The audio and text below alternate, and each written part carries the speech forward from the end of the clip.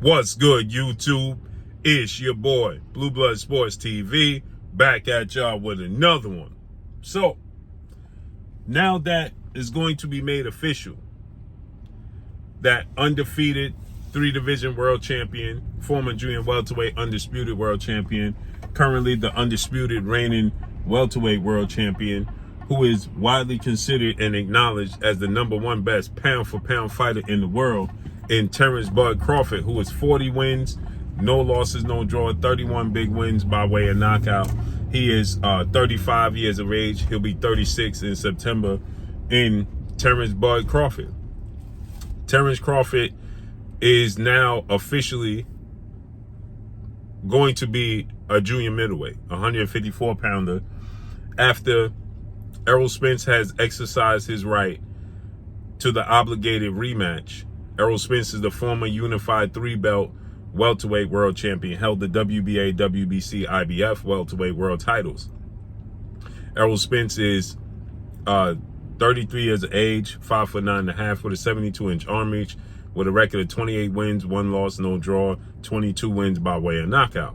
Errol Spence officially made it official that he is going to have the rematch with Terrence Crawford, and he's going to have the rematch with Terrence Crawford at junior middleweight, 154 pounds. Terrence Crawford is now obliged. He's going to move up to 154 and take on Errol Spence in the rematch. Terrence Crawford has his sights set on becoming undisputed in 3 separate weight classes.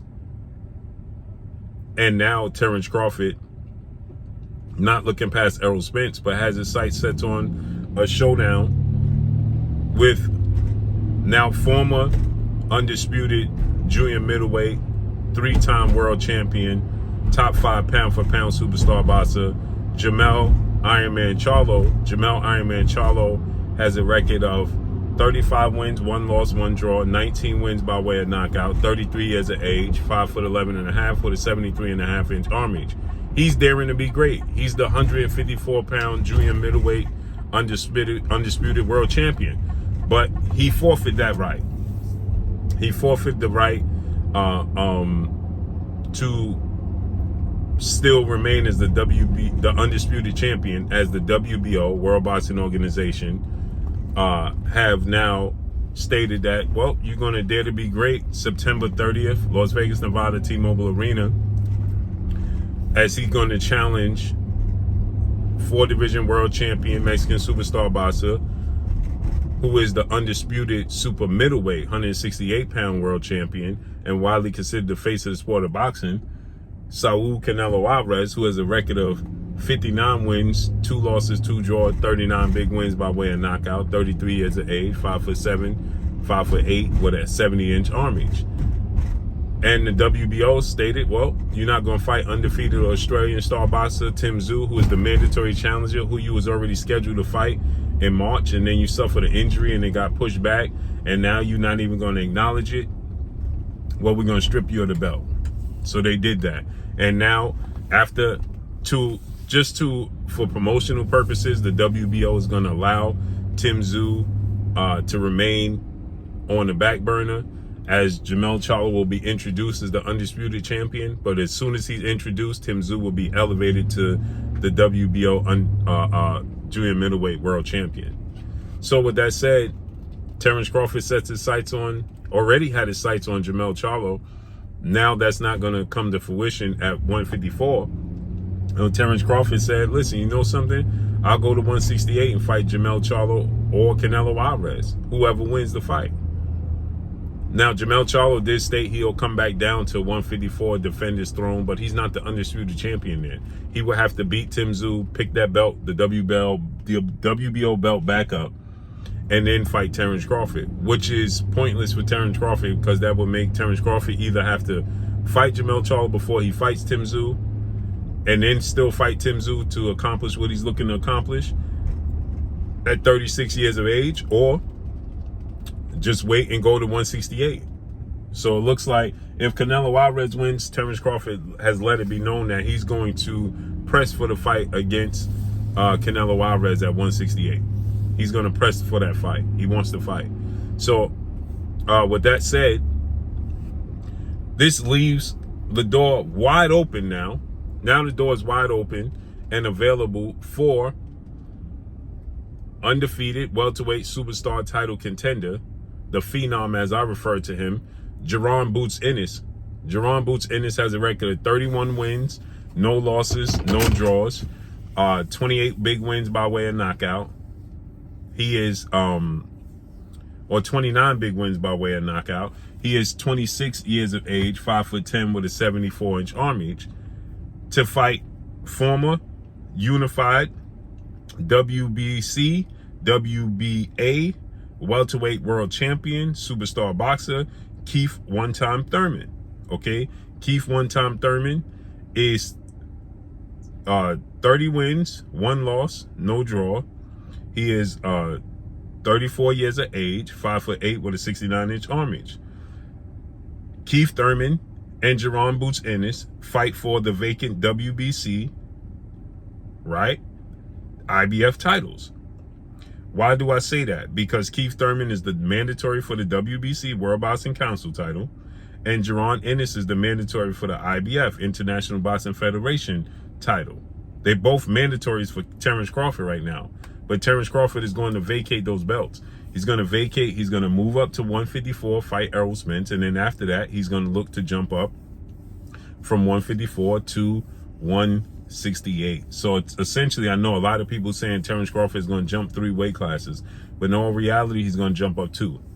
Because he's going to jump from 54. He's going to fight Errol Spence at 154. He may even have another fight at 154, but fighting the winner. Because if Jermell Charlo beats Canelo Alvarez September 30th, Las Vegas, Nevada, T-Mobile Arena, then guess what? They're going to have a rematch. Canelo Alvarez not letting Jermell Charlo walk off into the sunset. So they will have a rematch. Now it looks like Errol Spence and Terrence Crawford going to rematch in December. Jermell Charlo, Canelo going to rematch. They're going to fight in September 30th, next month. With that said, if they rematch, the rematch is going to take place between Jermell Charlo and Canelo in May, Cinco de Mayo weekend. Those are Canelo Alvarez's historic days that he normally fights on. So they will fight Cinco de Mayo weekend in May, which means Terrence Crawford will be sitting on the shelf. From now, you got to factor in, if Canelo wins, he's not going to fight again till September. So if he wins the rematch against Jermell Charlo, then he won't fight again in September, Mexican Independence Day weekend, as he normally does. This fight got pushed back for whatever reason, opposed to him fighting Mexican Independence Day weekend, but he's fighting in September again. So that means if Terrence Crawford was to beat Errol Spence in December, he would have to wait all the way until September to fight the winner, Canelo Alvarez, Jermell Charlo. All the way to September, which is just not, a good thing for Terrence Crawford, who is 36, and then at that time he'll be 37 because he turns 37 in next September. So he'll be 37 years of age.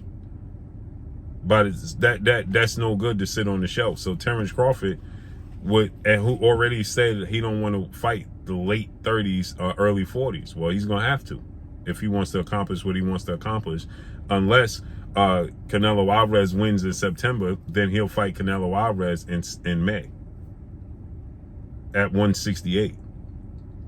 So, and still in all, he'll be jumping from 154. He won't be a champion 154, but he'll be jumping from 154 to 168. And if Canelo wins the fight, then he'll fight Canelo in May. But if Jermell Charlo wins, he can't fight the winner till at least September, which means that he will have to get another fight in, which means we could possibly see Terrence Crawford attempt to just become a 5-division world champion, fight Tim Tszyu for the WBO title, right? You could fight Tim Tszyu for the WBO title, and then he'll become a 4-division champion. He'll be a champion at 135, 140, 147, and 154. Then he goes to 168. Then he could be undisputed in 3 separate weight classes and 5-division world champion. But it makes sense now for Jaron Ennis and Keith Thurman to fight for the vacant WBC and IBF titles, as Terrence Crawford is going to vacate those belts, right?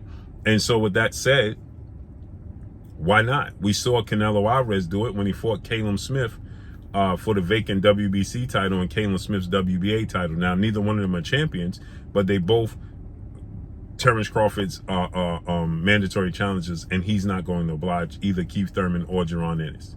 So that will give the incentive that Keith Thurman needs to fight Jaron Boots Ennis for the vacant WBC and IBF titles. You see, because another title contender for the WBC is undefeated Mexican superstar title contender Virgil Ortiz Jr., who has 19 wins, no loss, no draw, 19 wins by way of knockout. He's moved up to 154 officially, and he might have officially retired because of his health. So he's not even available. So that makes Emanuel Stanionis, who is the WBA regular champion, he'll be elevated to the WBA super champion once Terrence Crawford officially vacates the belt. So this gives Jaron Boots Ennis an avenue to become undisputed at welterweight, because if he can beat Keith Thurman or vice versa, then they will fight Stanionis in a unification for the WBA. It makes sense. It makes all the sense in the world, right? Then the winner would just have to pick up the WBO, whomever holds the WBO welterweight title at that point in time. You understand? So this just gives the avenue and the lane for so we look at the WBO rankings. This just gives the avenue and the lane. So you have Alexis Roca, who will probably be elevated to fight Coley Crawley for the WBO title. Alexis Roca versus Coley Crawley for the vacant WBO title that's going to be vacated by Terrence Crawford to fight. And then you have the IBF, who is Jaron Ennis is the regular champion for the IBF, right? The next person is Coley Crawley at number 3. So it makes sense. And then for the WBC, it's Keith Thurman. Yordenis Ugas is getting ready to fight against Mario Barrios for the WBC interim. So you have Keith Thurman fight for the because number 2 is Coley Crawley again. So Keith Thurman versus Jaron Ennis makes sense, and they unified. Then they could fight Emanuel Stanionis, who is the WBA regular champion, who will be elevated. Stanionis fights, he picks up the belt, and then the winner, they fight Stanionis, and then they can fight Alexis Roca versus Coley Crawley winner for the WBO and undisputed titles. Makes sense. Make it happen. Make it happen. So let's see how this unfolds and plays out. We noticed the politics, so we can see Coley Crawley possibly fight Jaron Ennis. Keith Thurman fights Emanuel Stanionis for the WBA title, and which is he's number 1 for the WBC, but they're gonna have Mario Barrios fight against Yordenis Ugas, and Keith Thurman will probably fight Mario Barrios versus Yordenis Ugas winner for the official WBC vacant belt. That's how the politics work. But what we should get is Keith Thurman versus Jaron Boots Ennis for those 2 belts, period. But that's all I got for y'all. Make sure you hit the like button, drop a comment in the comment section, let me know what y'all think. Y'all already know what it is. It's your boy Blue Blood Sports TV. Hate, like, comment, and subscribe. You haven't subscribed, hit the subscribe button, hit the like button, hit the bell icon to get all the new notification. Follow me on Instagram at Blue Blood Sports TV, all one word. I'm going. Peace.